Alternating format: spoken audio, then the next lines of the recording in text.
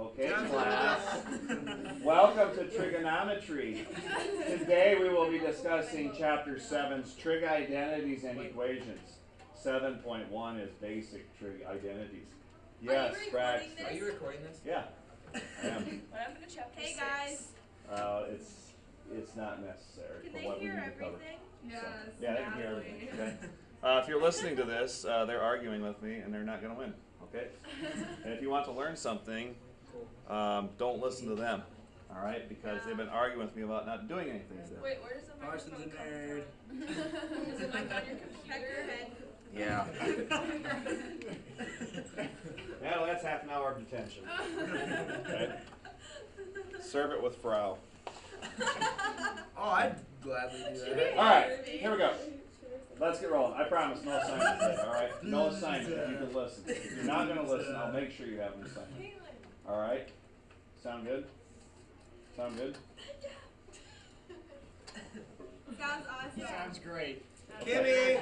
All right, let's roll. Guys, we started talking about this at the beginning of the year, and I thought, oh, we better step back and look at some stuff here before we start jumping into this. And I think that with the background that we've got right now, we should be in pretty good shape to start moving on a little bit of this. So, guys, the first rule that you really need to make sure that you understand about this section is the following. It says up here that when you're talking about identities, identities are going to be statements that are, what's the word up there? Always true for all values of variables. It's just like saying this. It's like saying the identity property of multiplication. If you multiply anything times 1, what do you get out? That number. That number. So we say the identity in multiplication is to times by 1. Okay? So no matter what number I times by 1, it's always going to be that number. That's an identity. Okay? Now we're going to start looking at trig identities, and we ought to understand that there's statements that are true for all values of all the variables that are in here. Okay? It says right here, keep a page of your notes separate from your work for those identities so you can refer to them quickly. So I'm just saying keep your eyes on your notes here. Okay? We've kind of talked about these reciprocal identities. We said the reciprocal of the sign is what? 1 over the... Okay, we've said in the past the reciprocal of sign is cosecant, right? Remember that? Okay. The reciprocal of cosecant then, what's it say it equals then? 1 over sine of x. The sine of x is equal to 1 over the cosecant of x. How about the cosine here? 1 over the secant. Secant's reciprocal is 1 over, or I should say secant's equal to 1 over the cosine, reciprocal of cosine, okay? And then the tangent is the reciprocal of cotangent. Do you guys understand these identities right here? So if I wrote something like this, if I wrote something like over here, sine of, whoops, I don't want to use that. If I wrote sine of 45 degrees, okay, sine of 45 degrees can get written as what over what here? 1 over cosecant of 45. Does that make sense by these rules here? Okay, and I think, you know, I know the first day we started looking at this, I think our heads were kind of spinning on some of this stuff, right? But going through chapter 5, does this stuff kind of make more sense now today than it did on that very first day? Okay? All right, so you understand the reciprocal identities. Down here are some quotient identities. Quotient meaning what word? Or what operation, I should say? It means division, right? Okay. So right here, this says the sine over the cosine is equal to what? Tangent of x. Now this comes about when you multiply both sides by, notice what's in the denominator here. If you would multiply both sides by the cosine of x right here, wouldn't it cancel right here? And you would be just left alone with what? So I'm saying the sine of x alone is equal to the cosine of x times the tangent of x. All I did is take this and move it up here, or multiply both sides by cosine of x. Does that make sense? So you understand why this and this are equal? Okay, same thing here. Cosine over sine is what? Cotangent. So if I would multiply both sides by sine of x, well, it would cancel here, leaving you with that part. And you would have cosine of x equal to sine of x times cotangent of x. All right? I think we talked about these Pythagorean identities. I said the one that's most important, sine squared plus cosine squared, will always, always, always equal what value? 1. Another one, tangent squared plus 1 is equal to what? secant squared. This should say 1 plus cotangent squared here. I think I told you to write that if you've still got your original notes. But 1 plus cotangent squared is equal to cosecant squared. Okay. Now I could manipulate those around to be kind of different. You know, just looking at this one right here, couldn't I say that the tangent squared then right here? If I would subtract 1 from both sides would equal to secant squared minus 1. See that? Okay, so like I subtracted 1 from both sides. So there's going to be times when we're going through stuff that says, okay, I don't see one of these identities up here exactly, but there's going to be ways to manipulate equations so that we can get back to some of these, okay? First of all, there's just a ton of rules on here. Any questions about terminology, first of all? Yes, no, yes? Good to go? All right. Let's run the second page here then, okay? We're going to use some identities to look at finding some solutions. Now, I'm going to go ahead and kind of draw some triangles up here like we have in the past, but I want to show that these triangles also agree with the identities that we're talking about and how to come up with some of these values. So, in the second page it says, use identities to find solutions. First of all, it says the secant of x is equal to 3 over what? 4, okay? Well, let's see. Secant is the reciprocal of what? Cosine.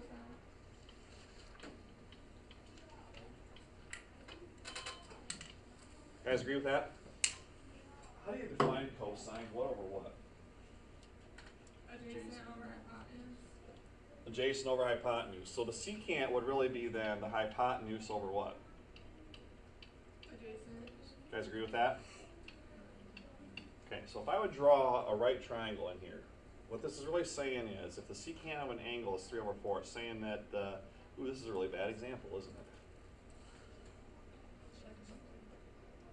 This is a really bad example. Let's change the number on this because you can't have that way. Let's change this to, let's change it to 4 over 3. Is that okay, guys? Change it to 4 over 3. That's a bad example. Change that to 4 over 3 up there, okay? Says the secant of x is 4 over 3. Find the cosine of x. Well, that's pretty easy to do, isn't it? Cosine is just the reciprocal of the secant. So what's your cosine going to be here? Cosine of x would just be 3 over 4, wouldn't it, gang? Okay. And we're going to change this down here. It says by reciprocal identity, then the cosine would be what here? 3 over 4. That's the way it should look right there.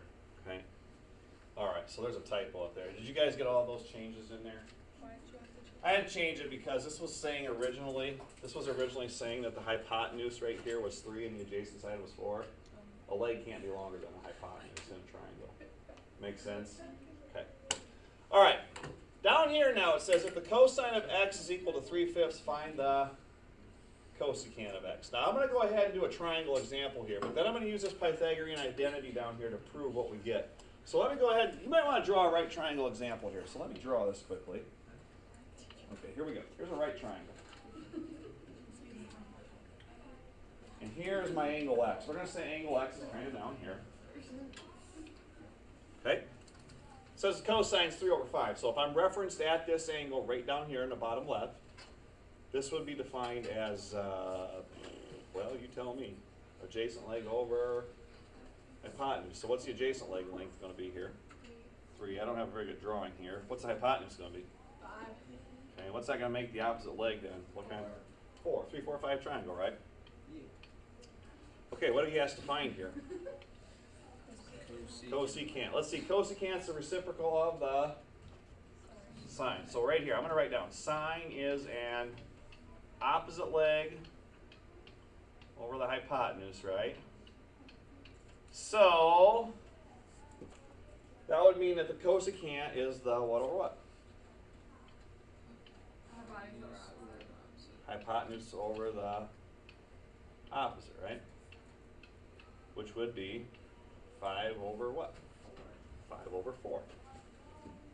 Okay, now I'm going to tell you this right now. If that stuff still makes sense to you like that, don't go away from it. Keep using it, okay? But I want to show you where these identities come in. And the first identity we're really talking about is what identity here? Pythagorean identity. What's that apply to? What does Pythagorean's theorem, or Pythagoras' theorem apply to?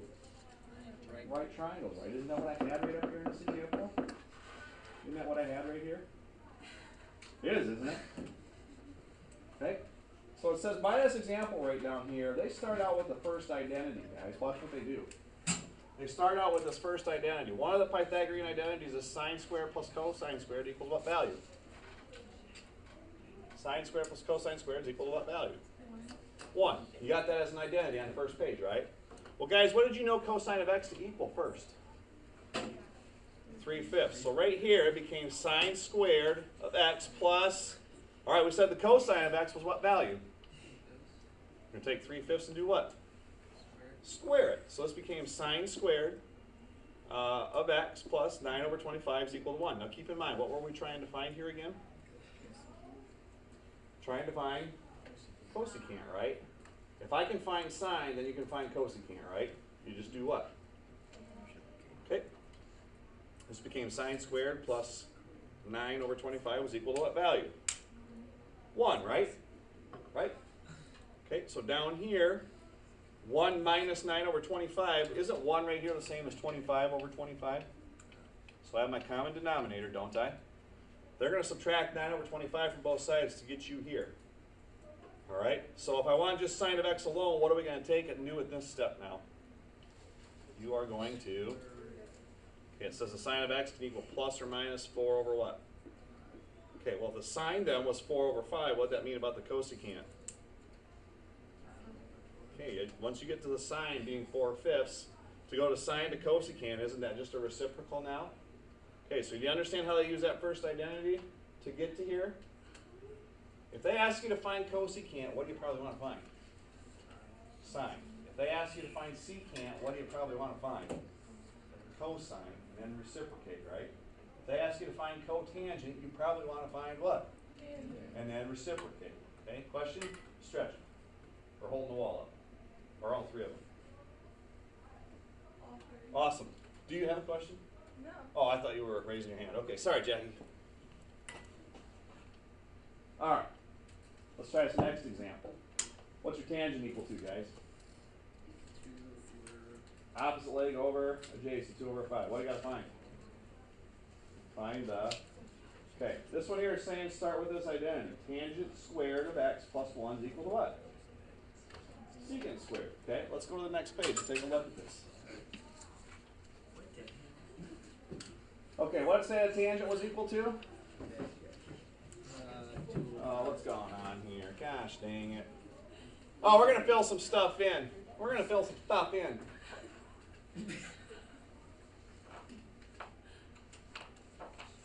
We're ready to roll?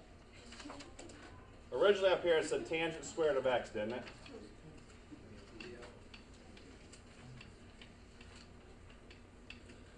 Is that right, guys? Knowing that the tangent of x was equal to what value? Was it 2/5, guys? All right. So what am I going to throw in here for tangent of x? What value? 2 over 5, and what power are you going to take that to? To the second, right? So I've got 2 over 5 squared. You guys buy that? Everybody buy that? Okay, so we got 4 over 25. 4 over 25 plus what value right here? This is 4 over 25 plus a 1 here, isn't it? Yeah. So isn't this really saying the same thing right here, guys, as 4 over 25? That's this first part that we substituted in. Plus, I'm going to put 1 in a fraction form of 1 with a common denominator. All right?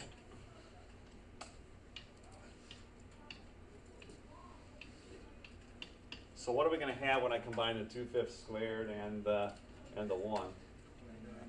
29 over 25. All by that?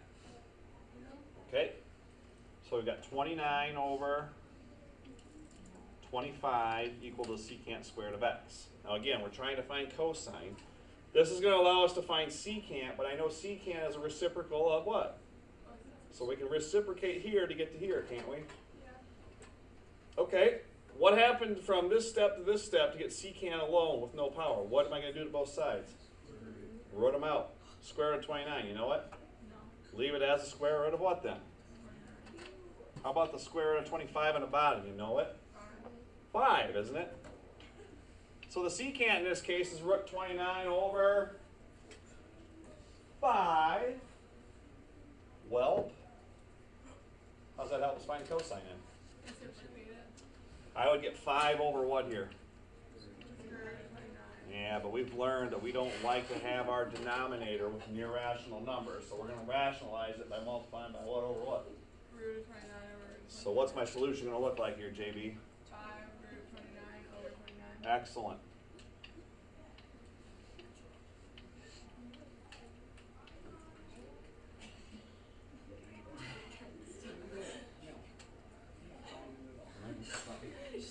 You like asked for an answer and she's like, She wanted to- I wanted to actually talk. Oh, you did? Yeah. It works, of course. String or what? All right. That's the easy part. Now, I'm just about done here with the notes, honestly. You know, we're going pretty quickly. Okay.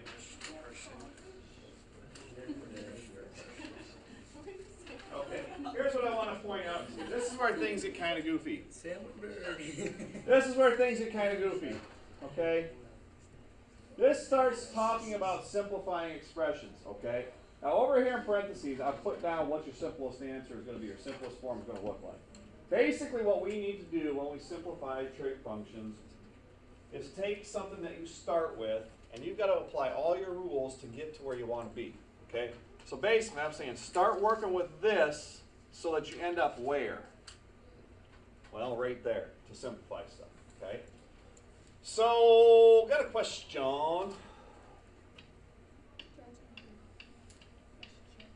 How do you factor that? What could you take out of each component? What could I take out of each component here?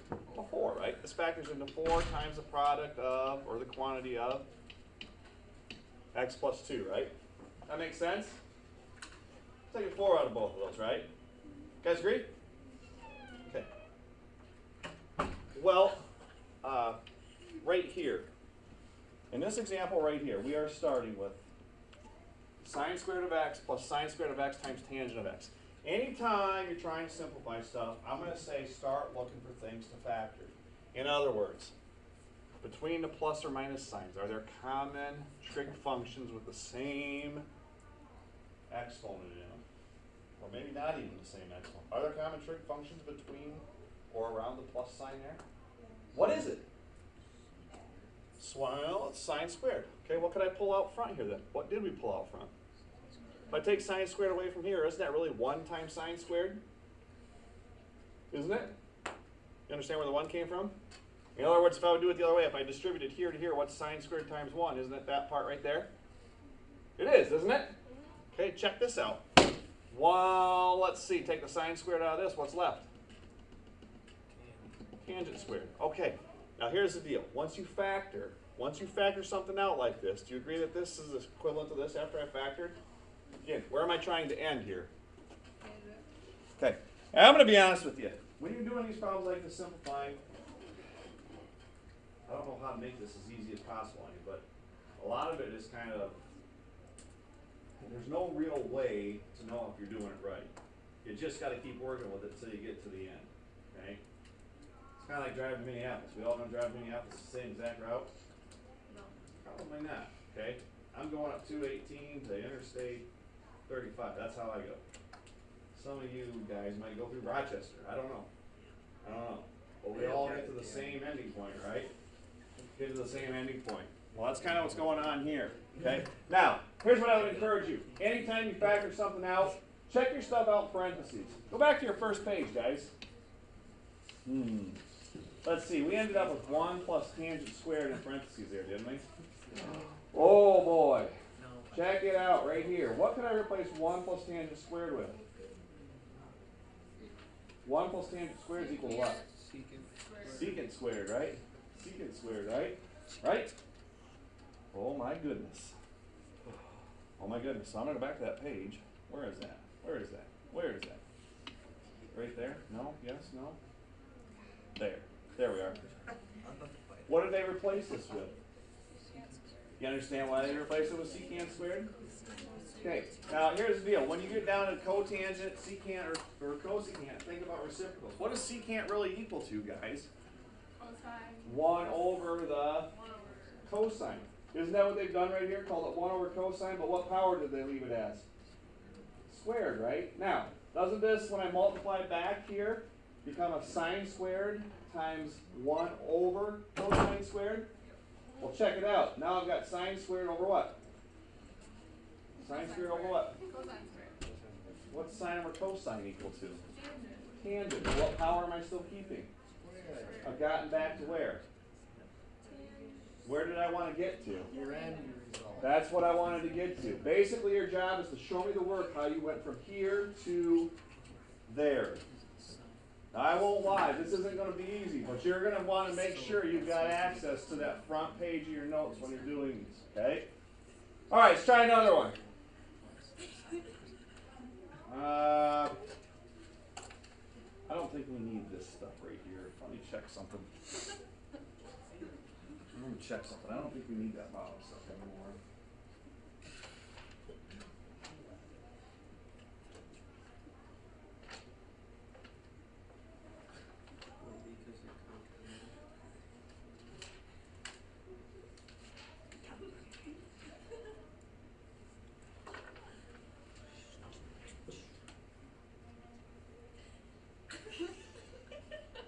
Very attractive.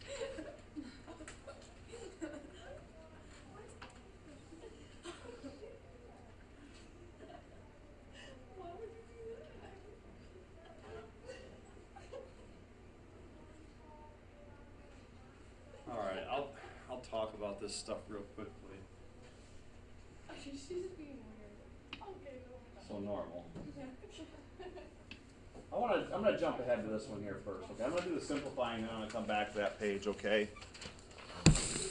All right, guys, right here. This says to simplify the cosecant minus the cosine times the cotangent, and we want to get back to what?